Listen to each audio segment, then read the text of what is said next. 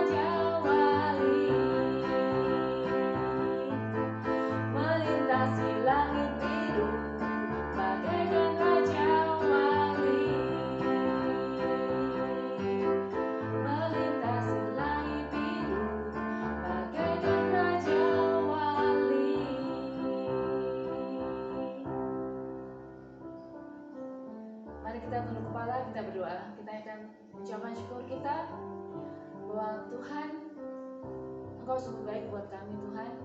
Pemeliharaanmu sudah kami rasakan Tuhan hari demi hari. Setiap nafas kami Tuhan adalah berkat, karena kami tahu Tuhan saat ini Tuhan kesehatan kami sungguh sangat berharga. Tuhan sudah memberikan kami kesembuhan, kepulihan, kesehatan. Kami ucap syukur Tuhan atas pemeliharaan-Mu. Saat ini Tuhan kami mau menyerahkan pergumulan hidup kami, masalah-masalah dalam hidup kami Tuhan di kaki-Mu Tuhan. Kami mau letakkan itu. Kami mau minta kelegaan yang daripada Tuhan, karena Kau menjanjikan Tuhan bahwa dalam hadirat-Mu ada kelegaan, ada penghiburan, ada kesembuhan, ada mujizat. Tuhan, kami mau klaim itu semua Tuhan. Kami mau menjadi anak-anak-Mu Tuhan. Kami mau menjadi anak yang meminta kepada Bapaknya segala yang kami butuhkan, segala yang kami rindukan. Dan kami percaya Tuhan, Engkau adalah Bapa yang luar biasa, Bapa yang penuh dengan mujizat. Tidak ada yang mustahil bagi-Mu Tuhan. Karena itu Tuhan, kami mau saat ini Tuhan menyerahkan hati kami, hidup kami, supaya kami dilayakkan Tuhan untuk masuk ke dalam hadirat-Mu, supaya kami boleh menikmati hadirat-Mu, supaya kami boleh mendapatkan berkat-berkat daripada Tuhan. Terima kasih Tuhan, terima kasih. Kami menyerahkan waktu kami dalam bulan puasa-Mu, supaya Kau urapin kami satu demi satu di tempat kami masing-masing dengan segala keberadaan kami Tuhan. Kami merindukan jamahan-Mu, kami merindukan urapan-Mu, supaya kami boleh mendengar suara-Mu pada saat ini Tuhan. Kami mau berjalan bersama-Mu Tuhan. Kami minta Tuhan Engkau memegang tangan kami satu demi satu, memberikan kami kekuatan. Mari kita pujikan. Bapa, pegang tangan. Bapa,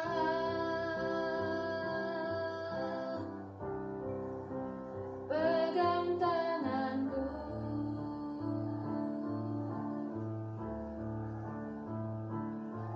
Aku rindu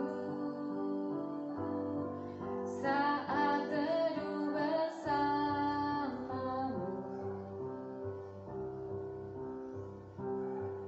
Dekap aku dalam hangat naungan-Mu. Bawa hidupku padamu, masuk dalam altar-Mu yang kudus. Bapa,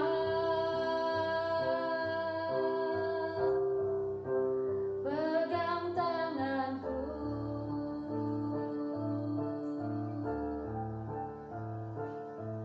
Aku rindu tinggal di dalam hati-Mu. Engkau terang yang membuatku melihat jauh ke dalam kebenaran-Mu, Bapa. Lebih dari nafasku, Bapa, ku perlukan kasih-Mu, Bapa. Berjalan di samping-Mu, Bapa, seumur hidupku. Lebih dari nafasku, Bapa, ku perlukan kasih-Mu, Bapa. Peganglah tanganku ya Bapa, untuk selamanya.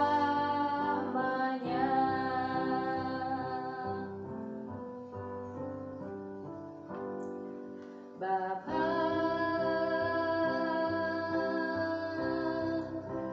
pegang tanganku.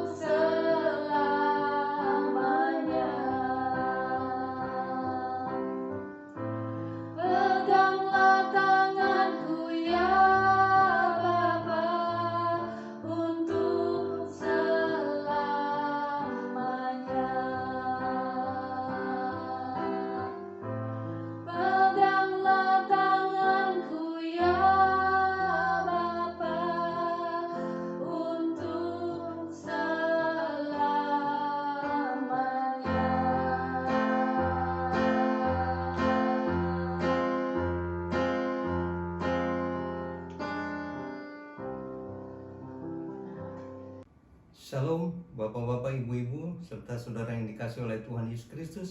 Sebelum kita melanjutkan dengan mendengar kebenaran firman Tuhan, mari kita bersatu di dalam doa. Allah Bapa yang kami sembah dalam Tuhan Yesus Kristus, kami bersyukur kepadamu. Sampai di sini Tuhan sudah menolong kami.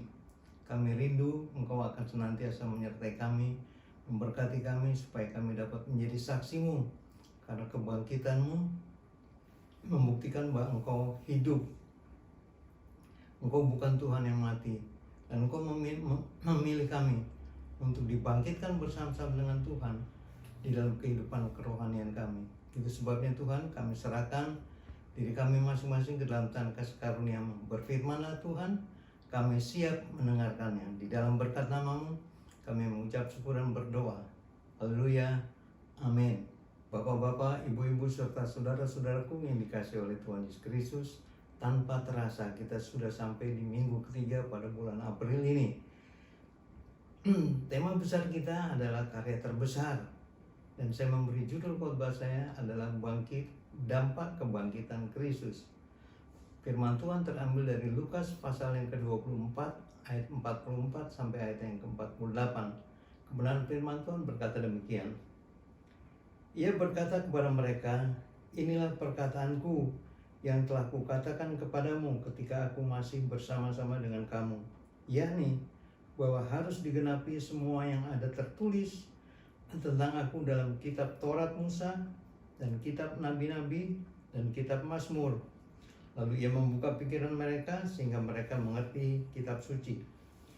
Katanya kepada mereka, ada tertulis demikian, Mesias harus menderita dan bangkit dari antara orang mati pada hari yang ketiga.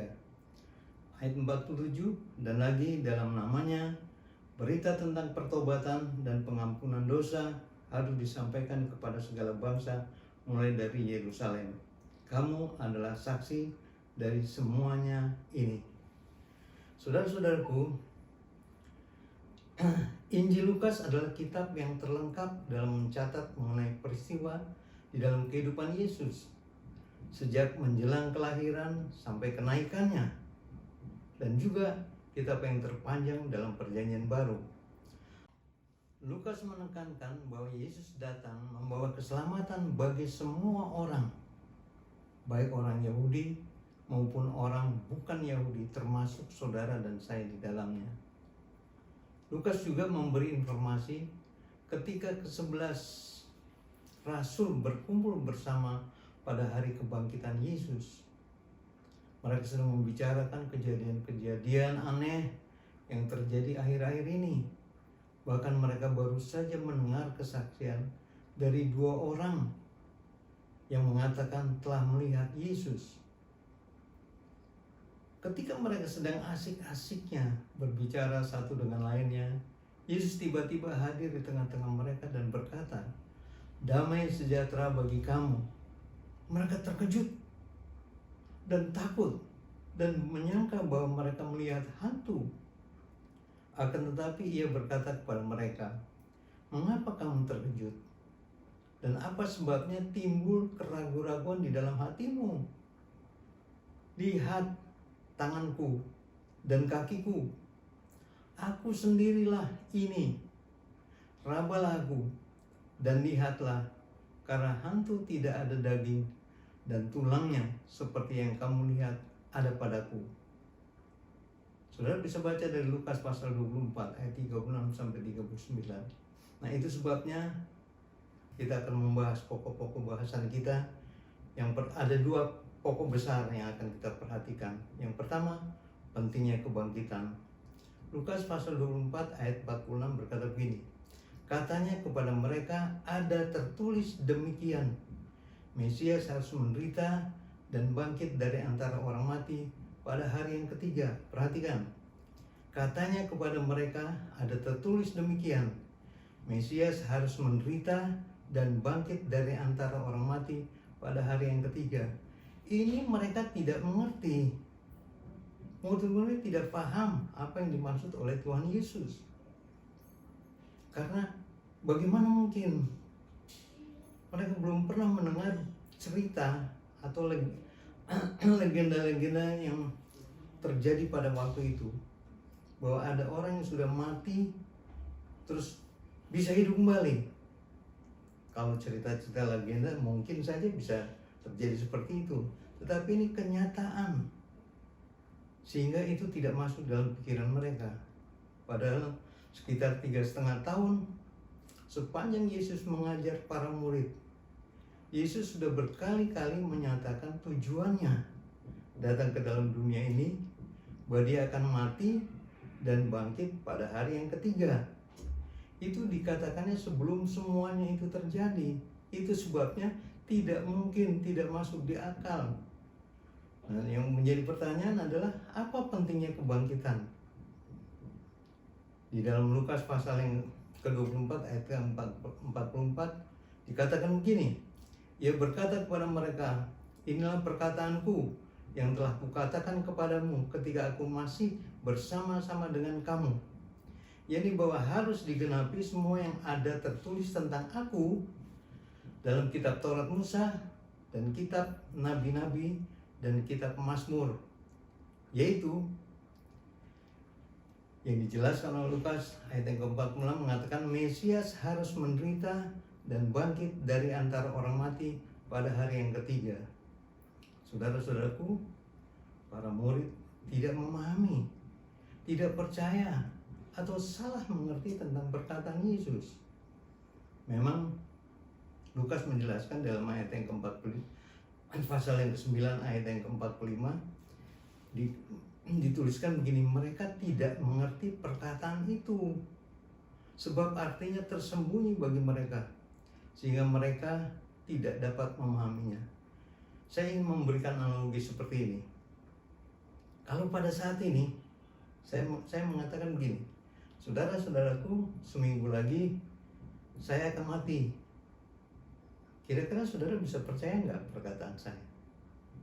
Pasti ada di antara saudara akan bilang, Pak Bambang main-main aja gitu, Pak Bambang sok tahu gitu. Nah, saudara-saudaraku, Anda bisa berkata seperti itu karena saya yang mengatakan itu. Tetapi ini yang mengatakan Yesus, bahwa anak Mesias harus menderita, mati, dan pada hari yang ketiga bangkit. Kalau Anda tidak percaya kepada saya, itu lumrah. Tetapi Tuhan Yesus yang mengatakan, di mana mereka sudah melihat bagaimana mujizat-mujizat dilakukan oleh Tuhan Yesus, bagaimana orang yang timpang menjadi berjalan kembali, orang yang tuli mendengar, orang yang buta matanya menjadi celik kembali, orang yang kerasukan setan disembuhkan, bahkan orang yang mati dibangkitkan. Mereka sudah tahu itu. Tetapi ketika Tuhan Yesus mengatakan bahwa anak manusia akan menderita, mati, dan pada hari yang ketiga bangkit, mereka juga tidak bisa percaya hal itu. Jadi saudara-saudaraku yang dikasih oleh Tuhan Yesus, kita mau bilang apa tentang murid-murid? Begitu pula lah kalau kita pada waktu itu ada hadir bersama-sama dengan mereka. Tapi Rasul Paulus menjelaskan di dalam 1 Korintus pasal 15 ayat 17 dan ayat yang ke-18 mengatakan begini, dan jika Kristus tidak dibangkitkan, maka sia-sialah kepercayaan kamu, dan kamu masih hidup dalam dosamu. Demikianlah binasa juga orang-orang yang mati dalam Kristus. Jadi saudara-saudaraku, saya ingin menjelaskan sedikit. Jika Kristus tidak dibangkitkan, maka sia-sialah kepercayaan kamu, kepercayaan kita menjadi sia-sia. Kita percaya kepada Tuhan Yesus dan kita masih hidup di dalam dosa kita, karena kita masih hidup dalam kehidupan yang lama. Tetapi ketika Tuhan Yesus mati di kayu salib, Dia mengangkut segala dosa isi dunia, termasuk dosa saudara dan dosa saya, ditanggungkan di atas pundaknya. Dan ketika Dia bangkit, membuktikan bahwa Dia hidup, Dia bukan lagi manusia biasa. Ya, seandainya Yesus tidak bangkit, berarti Yesus hanyalah manusia biasa, bukan Tuhan. Seorang yang berkepribadian baik, dan menarik. Apa sekarang dampaknya kebangkitan Kristus bagi kita? Sia-sia seluruh kepercayaan dan pengharapan kita. Kita masih hidup dalam dosa kita. Karena iman seluruh orang percaya ditentukan oleh kebangkitan Yesus. Perhatikan, kalau Yesus tidak dibangkitkan, maka kepercayaan kita menjadi sia-sia, pengharapan kita juga sia-sia, dan kita masih hidup di dalam dosa. Tapi pada kenyataannya Yesus bangkit. Nah, kebangkitannya menunjukkan dia menang, maut tidak berkuasa atasnya, dan bahwa semua hal yang pernah diucapkan dan dijanjikan terbukti benar. Yesus adalah firman Tuhan yang hidup. Jadi saudara-saudaraku, kebangkitan menunjukkan bahwa dia menang. Alam maut tidak berkuasa atasnya. Dan bahwa semua hal yang pernah diucapkan dan dijanjikannya terbukti benar. Jadi kita patut percaya penuh pada Tuhan Yesus Kristus. Nah, sekarang apa yang menjadi tujuan kedatangan dan kematian serta kebangkitan Yesus? Sekali lagi, apa tujuan kedatangan dan kematian serta kebangkitan Yesus? Yesus datang ke dalam dunia ini untuk mati, menebus dosa manusia, dan menjanjikan kebangkitan bagi siapapun orang yang percaya kepadanya. Dan inilah inti dari Injil. Di dalam Markus 10 ayat 32-34 dikatakan begini. Katanya, sekarang kita pergi ke Yerusalem, dan anak manusia akan diserahkan kepada imam-imam kepala dan ahli-ahli Taurat, dan mereka akan menjatuhi dia hukuman mati, dan mereka menyerahkan dia kepada bangsa-bangsa yang tidak mengenal Allah, dan ia akan diolok-olokkan, diludahi, disesah, dan dibunuh, dan sesudah 3 hari ia akan bangkit. Inilah kenyataannya. Kebangkitan Kristus menunjukkan bahwa dia hidup. Dan pokok yang kedua, hal yang paling penting, yaitu pertobatan dan pengampunan dosa. Ayat yang ke-47 dari Lukas pasal yang ke-24 berkata begini.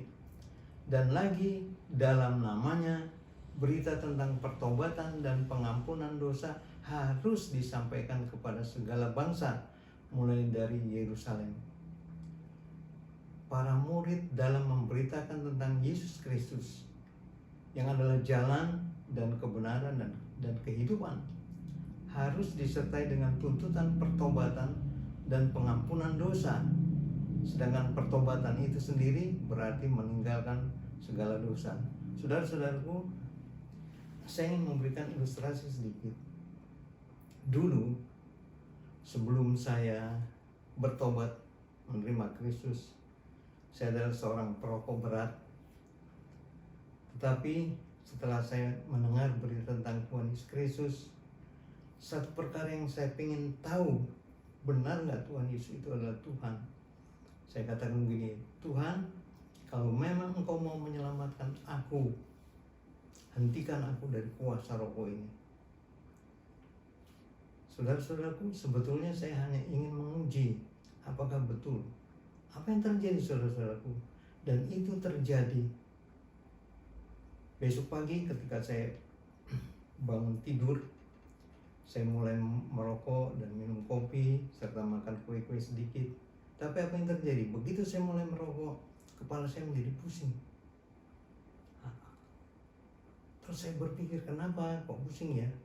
Terus saya minum obat, saya tidur. Bangun tidur, saya merokok lagi, dan itu pusing lagi. Terus akhirnya saya teringat, apakah ini jawaban doa saya? Bahwa Yesus datang ke dalam kehidupan saya untuk memberikan saya kehidupan yang baru. Saya harus menanggalkan dosa-dosa lama saya, yaitu perbuatan-perbuatan yang tidak baik, kebiasaan-kebiasaan yang tidak baik, dan menggantikan dengan hal-hal yang baru. Jadi saudara-saudaraku, mari kita perhatikan Tuhan Yesus sudah melakukan perkara yang luar biasa. Harga dari sebuah ketaatan. Di atas kayu salib, Yesus membayar hukuman atas dosa-dosa kita. Dia melakukannya dengan penuh kasih. Kematiannya yang mengerikan sesungguhnya tidak patut untuk ditanggungkan ke atasnya. Tetapi itulah cara yang telah ditetapkan Allah. Dan cara itu pula lah yang harus ditempuhnya. Tidak ada cara lain baginya untuk menyelamatkan saudara dan saya. Itu sebabnya ketika dia di Taman Getsemani sebelum dia ditangkap, dia berdoa, "Ya Bapa, kalau boleh cawan ini berlalu daripadaku." Tetapi rupanya itulah cara yang telah ditetapkan oleh Allah, bahwa dia harus mati. Dan tidak ada cara lain. Dia harus patuh dan taat kepada Allah. Walaupun dia harus mengorbankan dirinya. Untuk apa? Untuk keselamatan saudara dan saya.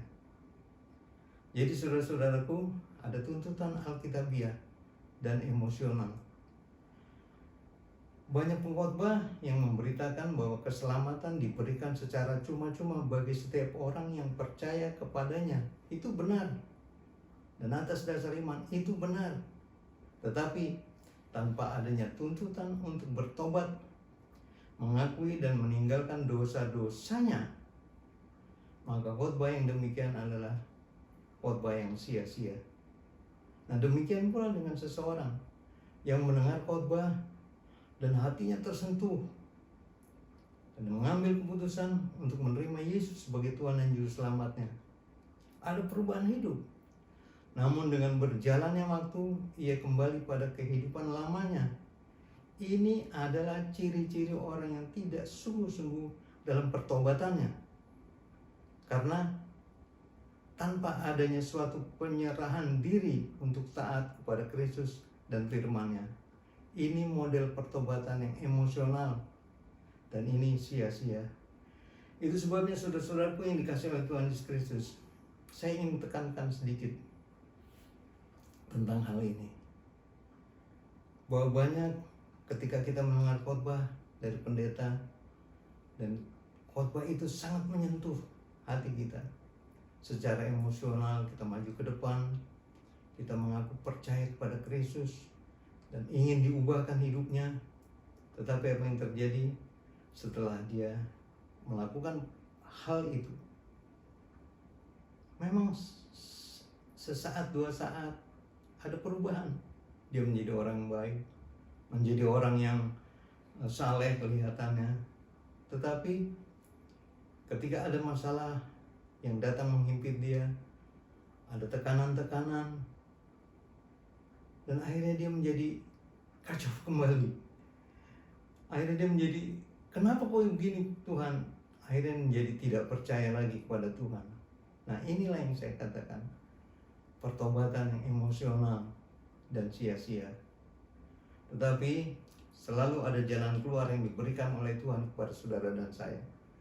Dari 1 Yohanes pasal 2 ayat yang pertama dikatakan begini, "Anak-anakku, hal-hal ini kutuliskan kepada kamu, supaya kamu jangan berbuat dosa." Sekali lagi, supaya kamu jangan berbuat dosa. Namun jika seseorang berbuat dosa, kita mempunyai seorang pengantara kepada Bapa, yaitu Yesus Kristus yang adil. Ini merupakan hal penting dalam pemberitaan Injil maupun khotbah yang alkitabiah. Meninggalkan dosa dan jangan berbuat dosa lagi.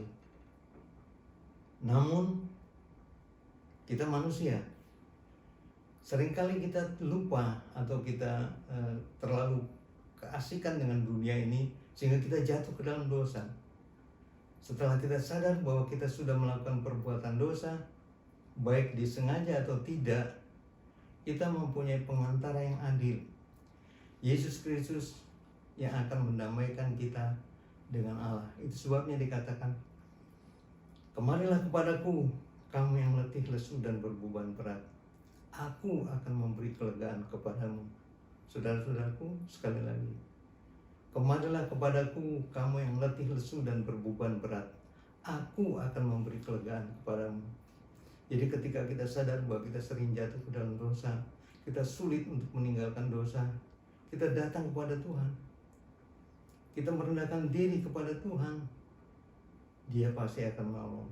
Karena firman Tuhan katakan begini, kalau kamu mengaku segala salah dan dosamu, Allah itu setia dan adil. Dia akan mengampuni dosa-dosamu dan akan menyucikan kamu dari segala kejahatan. Jadi, apa yang harus kita lakukan? Sebagai orang yang sudah dibangkitkan dari kematian rohani, bersama dengan orang percaya di seluruh dunia, kita bertanggung jawab untuk dalam namanya beritakan tentang pertobatan dan pengampunan dosa harus disampaikan kepada segala bangsa, mulai dari Yerusalem. Lukas 24 ayat 47. Amin. Tuhan Yesus memberkati. Mari kita bersatu di dalam doa. Bapa Surgawi, Bapa yang kami sembah dalam Tuhan Yesus Kristus, firman-Mu sudah mengajarkan kepada kami bahwa kami punya tanggung jawab yang besar untuk memberitakan kepada seluruh orang di dunia ini bahwa pengampunan dosa tersedia di dalam Tuhan Yesus Kristus, karena Dia adalah jalan dan kebenaran dan hidup.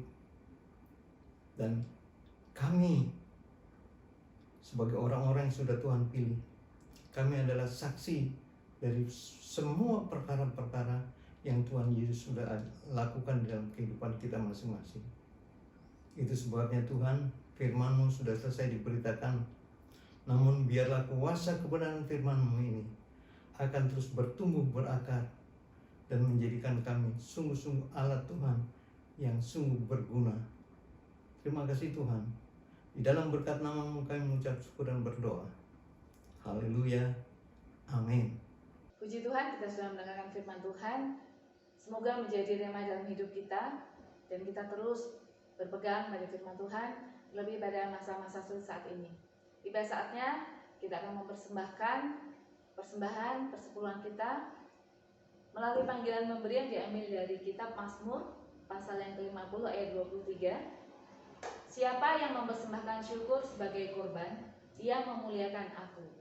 Siapa yang jujur jalannya, keselamatan yang dari Allah akan kuperlihatkan kepadanya. Demikianlah firman Tuhan. Mari kita berdoa untuk mempersiapkan persembahan kita. Tuhan yang Maha Baik, kami ucap syukur Tuhan atas pemeliharaan Tuhan dalam hidup kami. Saat ini Tuhan, kami akan mengembalikan bagian yang menjadi hak Tuhan yang Tuhan sudah terlebih dahulu berikan kepada kami. Tuhan, kiranya Kau memberikan ketulusan hati buat kami masing-masing, supaya persembahan kami boleh menjadi dupa yang harum dan boleh menyenangkan hati Tuhan. Kami mendoakan untuk petugas anak-anak Tuhan yang sudah Engkau percaya Tuhan untuk mengelola persembahan ini.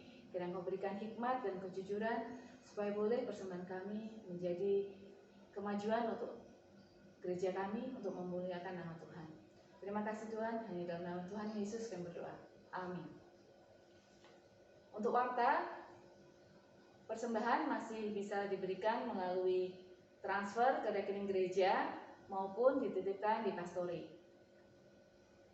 Kebaktian masih online. Petugas ibadah adalah keluarga yang sudah ditunjuk dan yang sudah dijadwalkan, kiranya mempersiapkan diri. Dan kita tetap harus menjaga kebijakan dari pemerintah, di mana kita harus masih PSBB untuk menghindari penularan COVID lebih lanjut.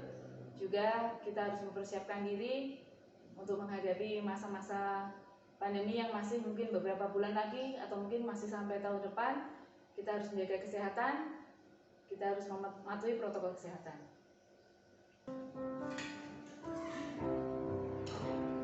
Tiba saatnya kita akan menaikkan doa kita, permohonan-permohonan kita, karena kita percaya bahwa Tuhan sumber pertolongan kita, tempat perlindungan kita.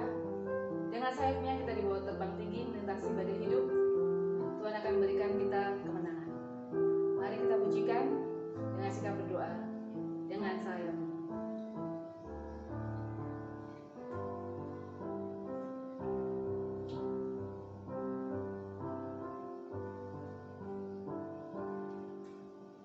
Firman-Mu berkata Kau beserta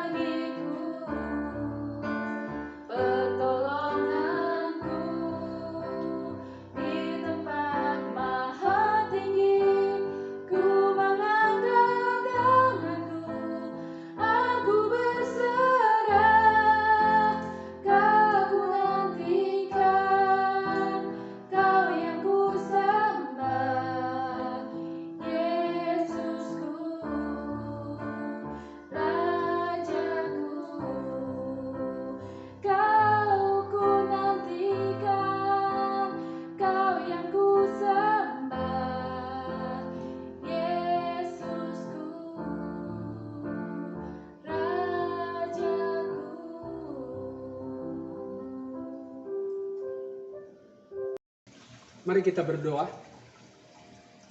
Bapa kami yang di sorga, Allah yang kami sembah di dalam roh dan kebenaran, Allah yang sangat mengasihi kami, Allah yang sudah memberkati kami. Saat ini kami mau berdoa untuk kehidupan jemaat Gereja Baptis Kunciran. Kiranya Tuhan terus memberikan kesegaran jiwa rohani mereka, supaya mereka tetap taat dan setia kepadamu ya Bapa. Melalui karunia dan talenta yang mereka miliki masing-masing, sehingga mereka semua siap menjadi mitra kerja Allah di ladangnya. Tuhan Yesus yang sangat mengasihi kami juga bersyukur atas kasih sayang dan belas kasihan yang kami rasakan. Penyertaan dan pemeliharaan Tuhan yang begitu kami rasakan.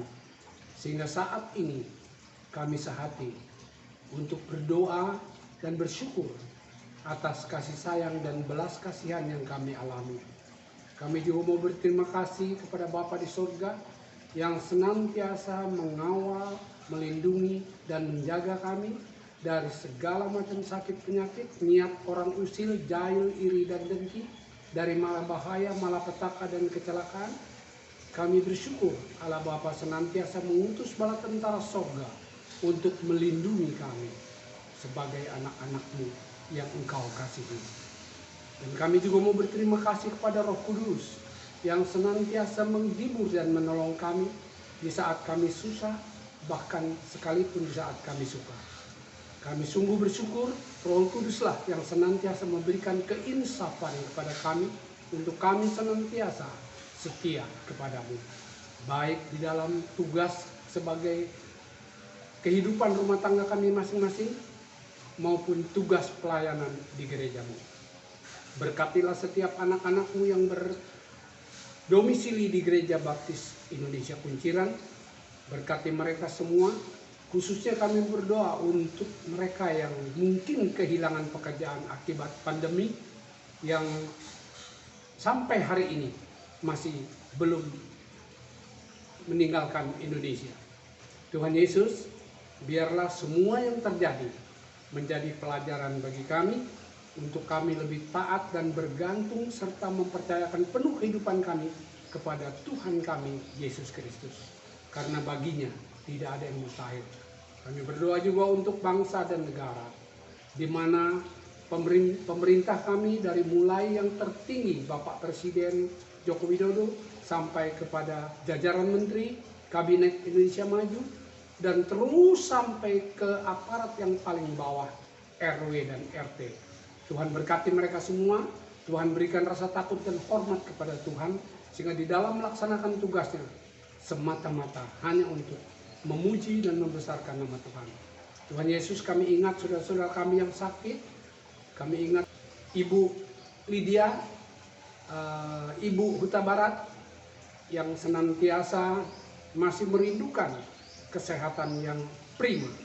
Tetapi apapun yang mereka alami, kami percaya di balik semuanya itu ada satu hal yang indah yang sudah Tuhan rencanakan bagi mereka. Tuhan Yesus, saat ini kami mau bersyukur juga karena kami senantiasa ada di dalam naungan Tuhan. Kiranya Tuhan memberkati setiap pekerja-pekerja di Gereja Baptis Kunciran dan seluruh jemaat Gereja Baptis Kunciran, agar mereka memperoleh berkat istimewa yang hanya mereka bisa rasakan, bahwa Kristus Yesus ada di dalam kehidupan rumah tangga mereka, sekaligus menjadi kepala rumah tangga mereka.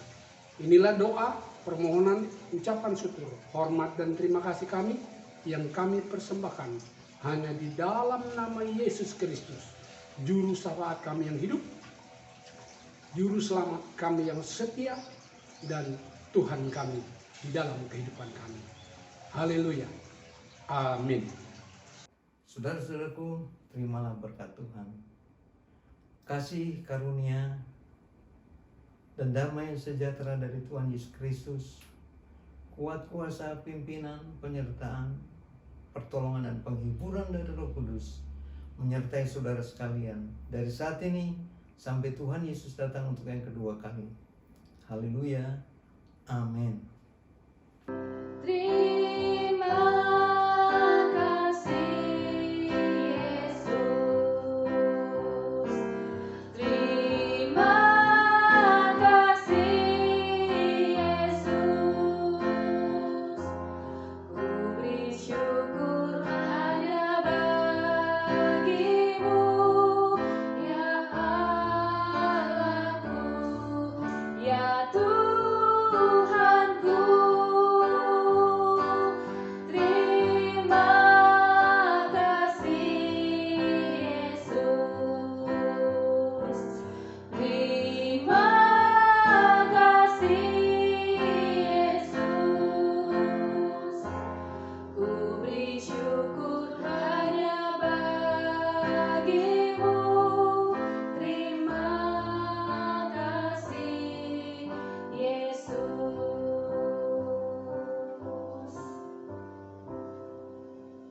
Saudara-saudaraku, selamat hari Minggu. Tuhan Yesus memberkati. Haleluya. Amin. Ku beri syukur